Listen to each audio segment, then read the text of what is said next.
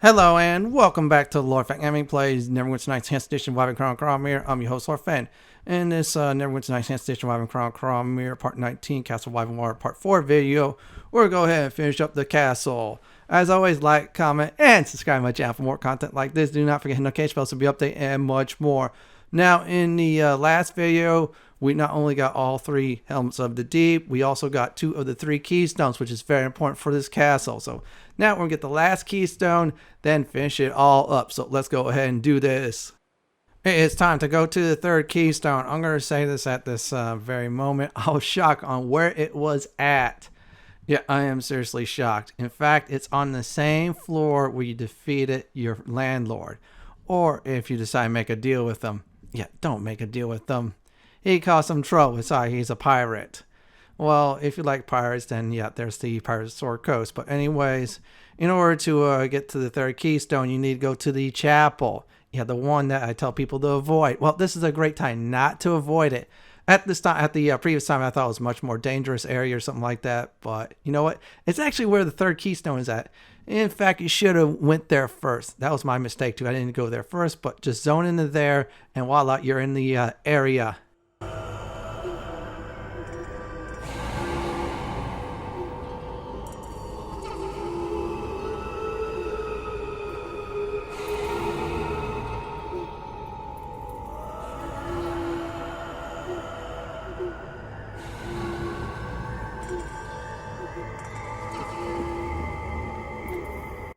This area is very simple. Avoid the mushrooms at all costs. So definitely avoid them. Other than that, it's not that bad at all. There's some foes we're going to have to defeat.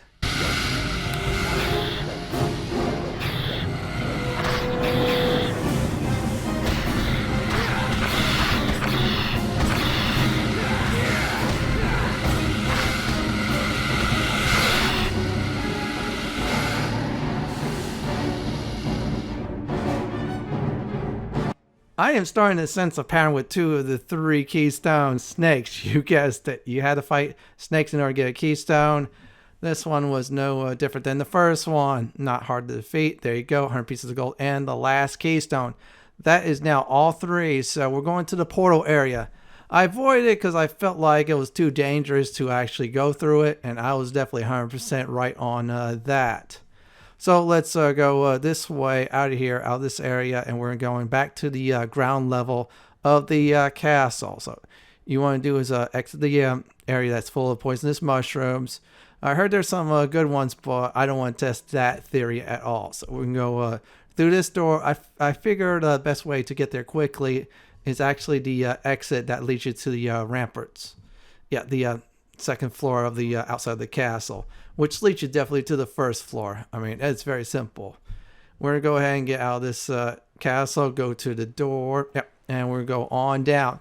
Go downstairs, and yeah, I'll explain on why you need to have a certain creature with you. I'll get to it once we get to the portal. It's very simple to get to from the stairs where I was at. Just keep on going this direction. Now, if you see a portal, that means one thing and one thing only. You're 100% on the right track. And there we are. Make sure you have all 3 Keystones before even pulling this off. And let's go ahead and check this out.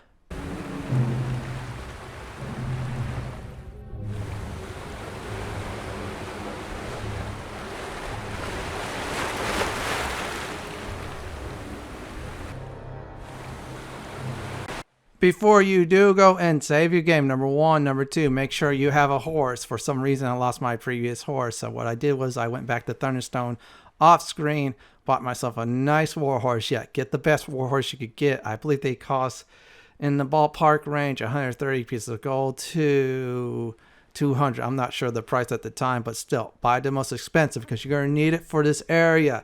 Yeah, the horse will definitely be the key to actually solve many of the puzzles. Now, I'd like to apologize ahead of time. I was playing this before the community patch, so that's if you see all messed up. Well, yeah, that means I didn't get the community patch at the time. But after this episode, I did. Yeah, you want the community patch.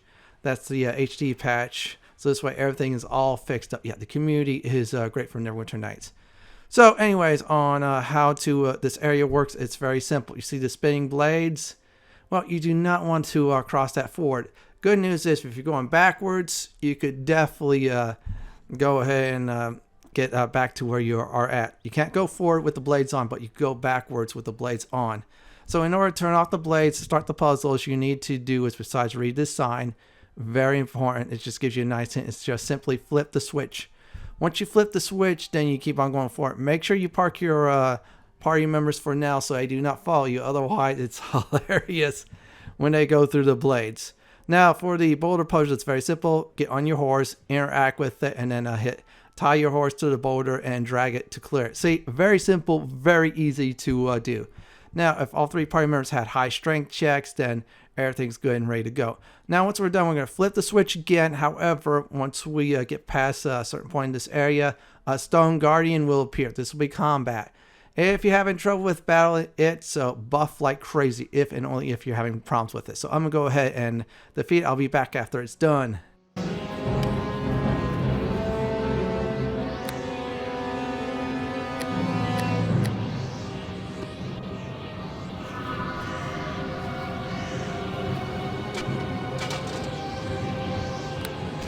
Perish as you should.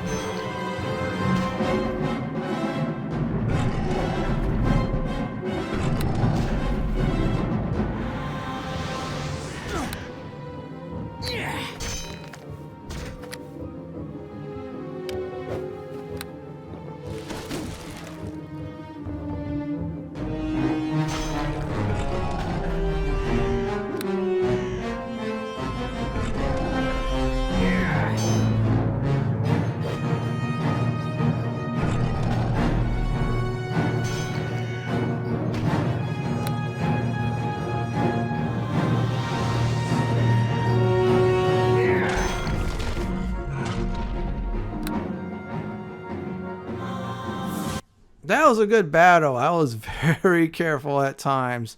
So our next foes are one of the 2 fire elementals. So here's the deal about that. As soon as you get near the bridge, the fire elemental will definitely appear. Then you'll have to fight it. It's not that hard. It's much more easier than the stone guardian. Use any form of ice magic if you have it, or ice weapons if you definitely have it. Other than that, let's go ahead and kick its butt.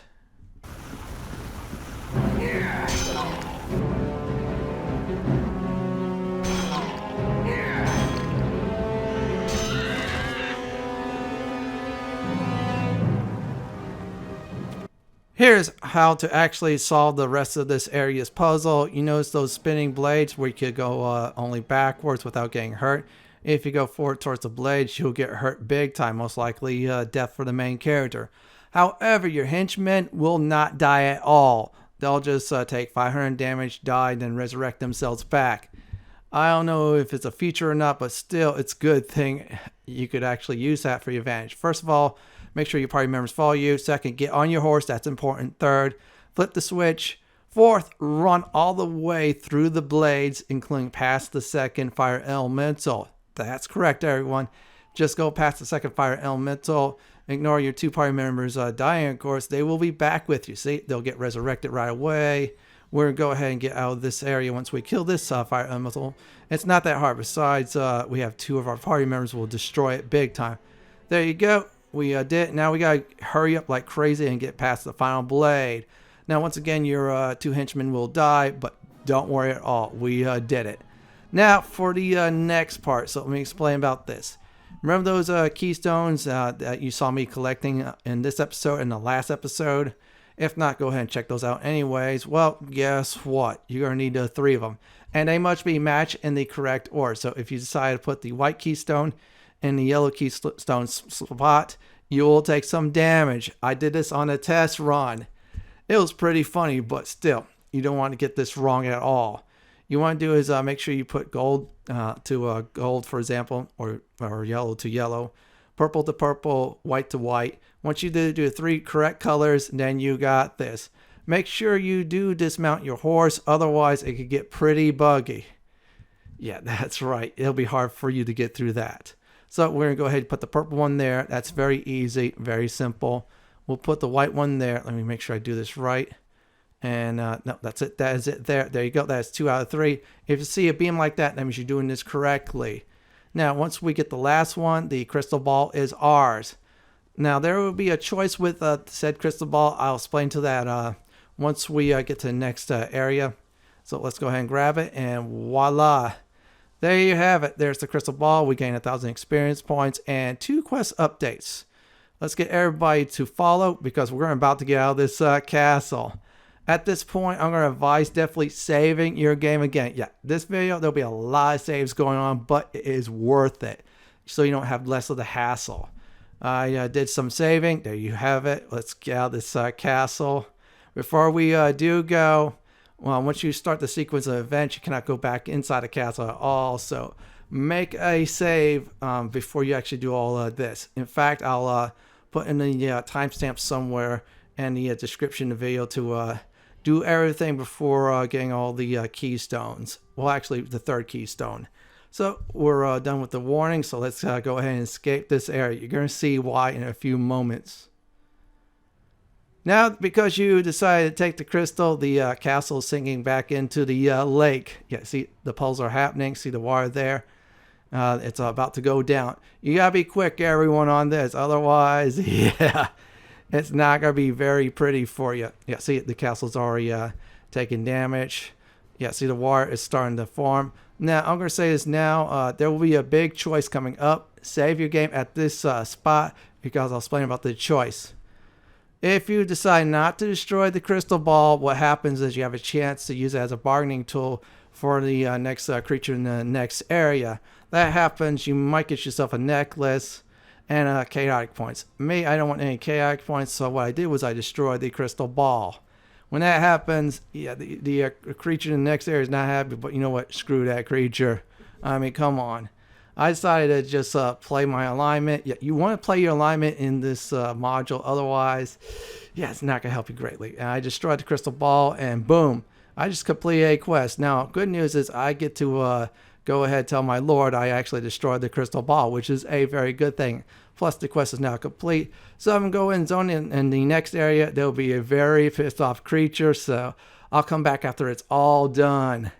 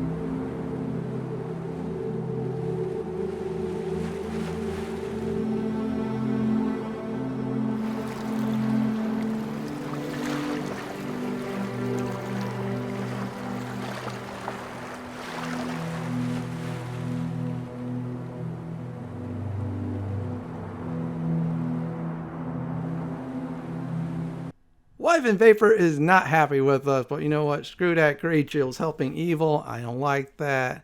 Yeah, two wrongs don't make a right. So our next stop is Thunderstone. Yeah, we're going to go ahead and turn in not one, but two quests. We are definitely done with this castle area for good. You cannot visit the castle area no more. It's sunk inside the water. That's the bad news. Good news is you get the progress in the story. So we're going to go ahead and say this goodbye to this area one last time. Now, if you want to visit that cave I showed you all in the previous video, go ahead and do so now, long as you have rope. Otherwise, forget about it. If you want to do the one side quest with the white stag, do it now. Otherwise, forget about it. Time to go back to Thunderstone, Hawklin Castle. Now, when you speak to Lord Hawklin, you want to do is not advance the main plot. Instead, ask other questions or so. Then get the option saying, I stopped the piracy at the lake. If you do that, you'll not only get extra experience for the piracy quest, which is a side quest technically, you also will get the main story quest experience too. That's like 2-in-1 experience when you do one talking, which is great. I'll show you all on that exactly. Just follow my lead and you get some nice experience points. Well met.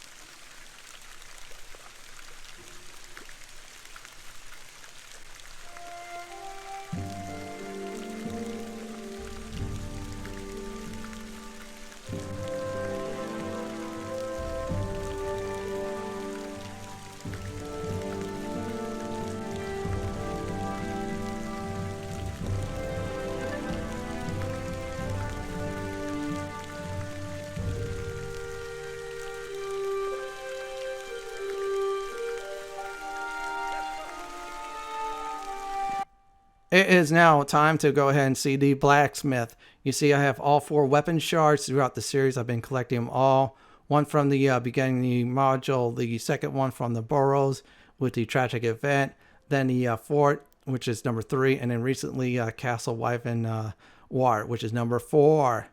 And I'm going to do is go ahead and get to the Blacksmith. After that, I'll park my character there, go off screen, and get some crafting items. I already got myself a nice gloves, which gives me, I think I remember correctly, 2 or 3 in craft weapons. It gives you 1+ strength. That's why I got it. And there we go. We're parked. I'll show you what else I got off screen. Now I am back. First thing I did was wear Ring of Clear Thoughts 2, which gives me a point of intelligence. Remove the cloak since it gives negative intelligence.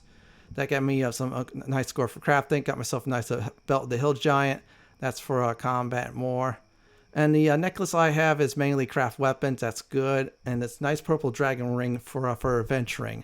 So once you get the items like I have, which is the Ring of Clear Thoughts, the necklace that gives you craft weapons, and the gauntlets that gives you craft weapons, you should have at least Elite 10. If not, try and boost your intelligence. With all the items equipped, you're going to go inside because craft weapons will be a very heavy modifier for you to craft a very nice weapon. So you want to talk to the blacksmith like I am, have her check your backpack. She's going to tell you you have 4 shards of weapons. Broken blade, broken sword, broken spearhead, and of course a pole axe head. That's a total of 4. And yeah, the thing is, you're going to need all 4 of those shards to get a +4 weapon. Now she's going to go ahead and check for ingredients. You want her to do that. Yeah, there's some you want to get. Now, I got the Bodok's Tooth. Will give you combat against the undead. Also, even summoning help, too. And negative energy rate if you want that, too. Or you get lucky getting it.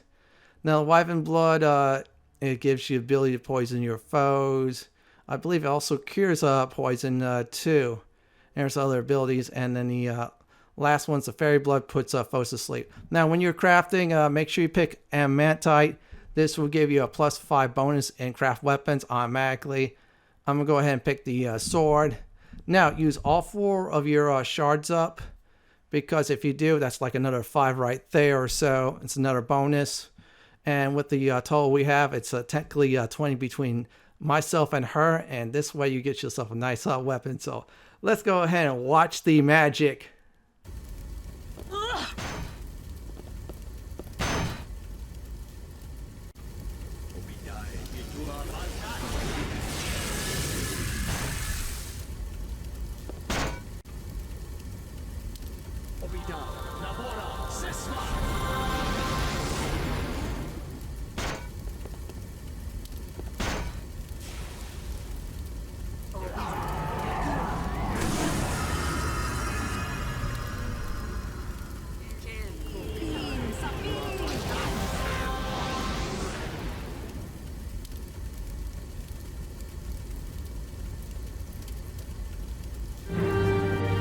The quest is now complete, so we lost the tooth and the 4 magical weapon parts, and it all became 1. There is Reforged Longsword. Let me put that over there. I'm going to miss the tier 1. Now we get damage versus undead, which is 2d4 cold damage. Enchantment +4 on hit. We get to drain their strength, which is really good. Now use animate undead, which is nice once a day. Use negative energy burst, which is good too, which looks like it's 3 times a day. But the +4 enchantment, ability to drain strength, and then the damage versus undead bonus is really nice. I have a gut feeling we're facing the undead, and that is how you craft your weapon to the full extent. Now, if I would have had more, of course, of the crafting of weapons skill, then boom, I would have got a much better weapon. I got me a high tier one, which is good enough. And yeah, you definitely want to check out the shop in case you want to buy anything else. Do make sure you equip your items that you unequipped. Like, for example, the cloak I had, which gives you +1 strength. I'm just checking for anything else before I do end the video. I will admit, though, the making the magical weapon like I did was really great. And I really did enjoy it. I mean, you just worked hard getting those 4 shards, and then you got your favorite parts you want to get. Also, I heard that unicorn horn makes a very powerful weapon, but I believe that's like an evil act if you pull that off anyways. I heard dragon scales work too to an extent. And other than that, that was fun to do. So let me get out of here, then I will do a very nice recap for this video. I'm just looking for my ring I was currently using. There, we're all set and good to go.